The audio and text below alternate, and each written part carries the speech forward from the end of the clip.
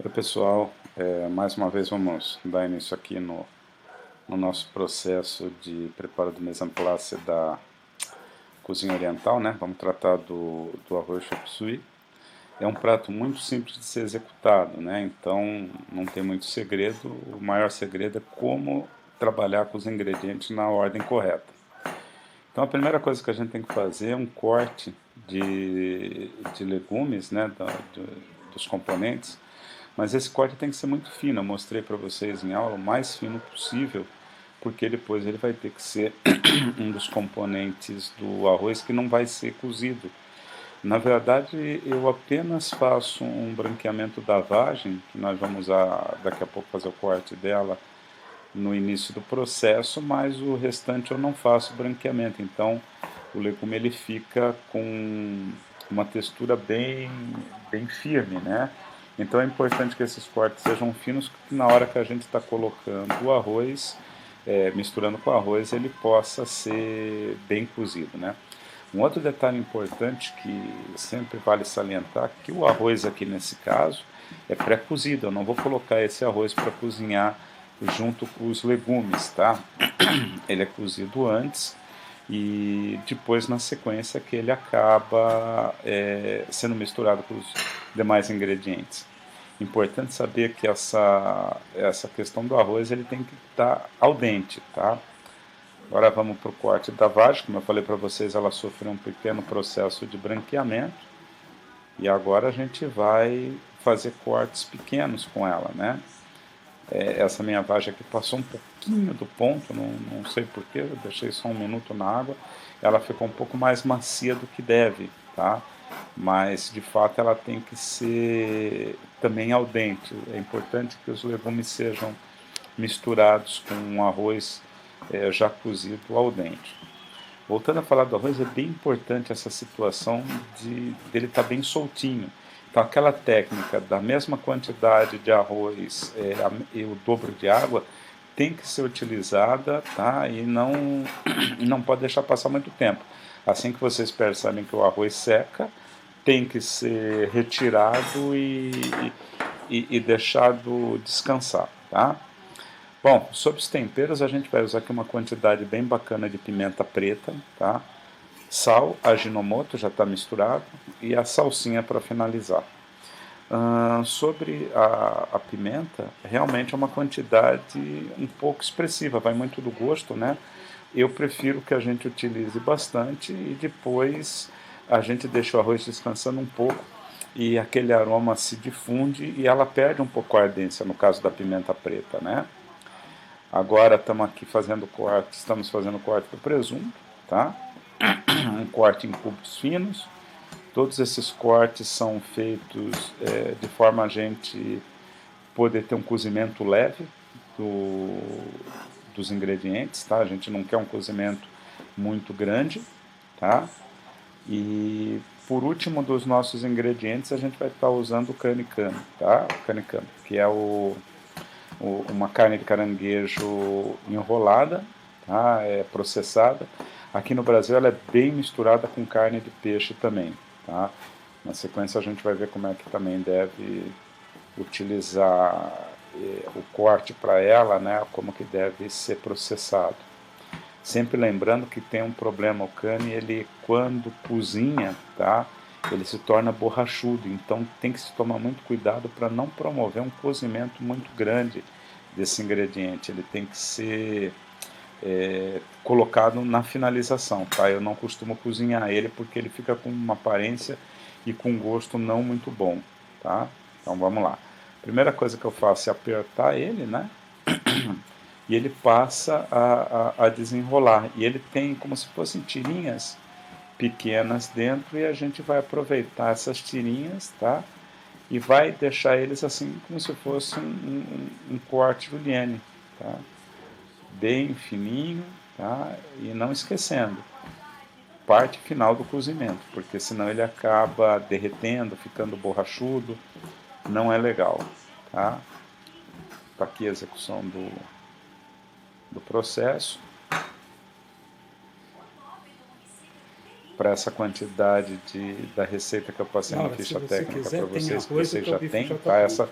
Essa é a ficha Certo? técnica da última aula que nós tivemos presencial, tá bom? Na sequência a gente vai começar a entrar com as técnicas aqui também em vídeo dos pratos tailandeses, tá? Então, por fim, a cebola, né? Nesse caso, a cebola, diferente do que foi com o frango xadrez, nós não vamos fazer um corte em pétalas, porque o meu interesse na cebola nesse momento não é ter ela como aspecto visual, mas ela sim temperar, buscar um sabor característico, um aroma característico para o prato que a gente está preparando, tá? Então a gente tenta cortar ela bem fragmentada, bem fininha, né? Uma opção que se tem é poder ralar também. Em algumas vezes eu faço isso, principalmente quando tem pessoas assim como eu que não gosta da cebola no processo, né? E está aqui pronto o nosso miso, é bem tranquilo de fazer. Agora vamos passar aqui para o wok, né? Uma quantidade de óleo já com ela bem quente, como eu falei para vocês. Faz a mesma técnica de espalhar o óleo por toda a wok, é importante. E aí nós vamos colocar a nossa primeira proteína, que é o ovo. Aqui eu já perdi um pouco o ponto dele, na verdade deveria ter sido mais rápido, né? Porque eu não quero que ele cozinhe, eu quero que ele seja um ovo mexido mesmo, tá? Mas a gente consegue recuperar aqui rapidamente esse processo, né? Então, outra coisa, esse ovo não pode ser mole, esse ovo ele tem que estar bem consistente, esse ovo mexido, tá bom? Então, está aqui o processo bem tranquilo. Agora nós vamos tirar o ovo da frigideira, tá? Eu não quero que esse ovo fique aqui junto com as demais proteínas. Nós vamos trabalhar com os elementos separados, tá? E aqui a gente vai fazer a fritura do presunto, tá? Uma fritura que não pode ser muito longa, tá? Porque eu não quero que ele torre. E já aproveito e coloco a cebola para dar uma caramelizada. Eu poderia também colocar a cebola de início, tá? E depois colocar o presunto. Mas o meu cuidado é o seguinte, eu não quero que a cebola dore nesse caso. Eu quero que ela fique com esse aspecto translúcido, transparente e branco. Tá? É bem importante isso daí. Não vamos deixar que a cebola doure muito como a gente costuma fazer em outros pratos, tá? Agora a gente coloca um pouquinho mais de óleo, tá? Para não deixar o presunto queimar, não pode deixar passar do ponto, tá? E aí a gente pode adicionar os outros componentes, como a cenoura e a vagem. Reparem que eu vou dar uma boa segurada na cenoura justamente para que ela possa cozinhar um pouquinho. Por que eu estou fazendo isso? Porque como a vagem já havia passado um pouquinho do ponto durante o branqueamento, que não devia ter acontecido, tá? Eu vou colocar ela por último, tá? Para que ela tenha a mesma consistência da cenoura, tá? Agora elas estão mais ou menos na mesma consistência. E o que é legal aqui nesse prato é que ele já começa a ficar com um colorido bem interessante. Reparem que aí foi um problema até de faca minha, né? Eu poderia ter deixado essa cenoura mais fina, mas também é opcional, tá? Tem pratos de chop suey que vocês encontram a cenoura mais grossa, tem uns que você encontra ela picadinha, tá? Então varia muito. Vamos adicionar aqui o ovo agora, né? Esse complemento de proteína. E como vocês observam, vou misturar. Reparem, sempre tentando espalhar ao máximo todo o alimento pela wok, tá? E o que vai ficar faltando para a gente agora é a colocação do cane, que eu falei para vocês que é no final, que a gente não pode deixar que ele perca a textura e as características dele, tá? Não podemos de forma alguma colocar ele no começo do processo.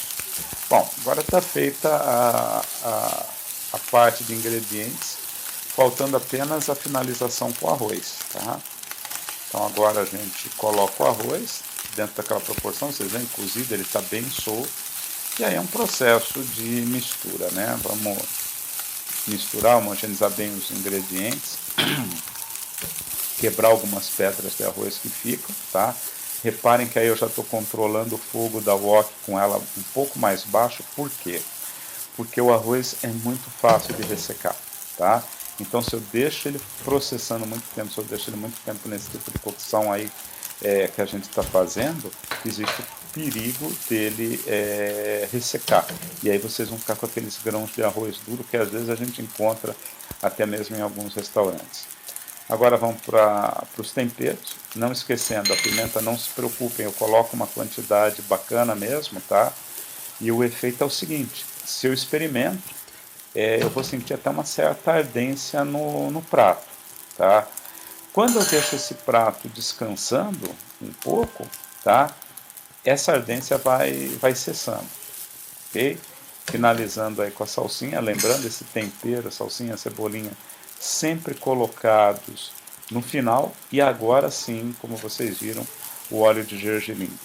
Reparem que o óleo de gergelim aqui, ele vai apenas aromatizar o nosso prato. Tá aí o nosso arroz chop suey que vai acompanhar o prato de frango xadrez. Beleza, pessoal? Espero que vocês tenham gostado desse preparo. Tá?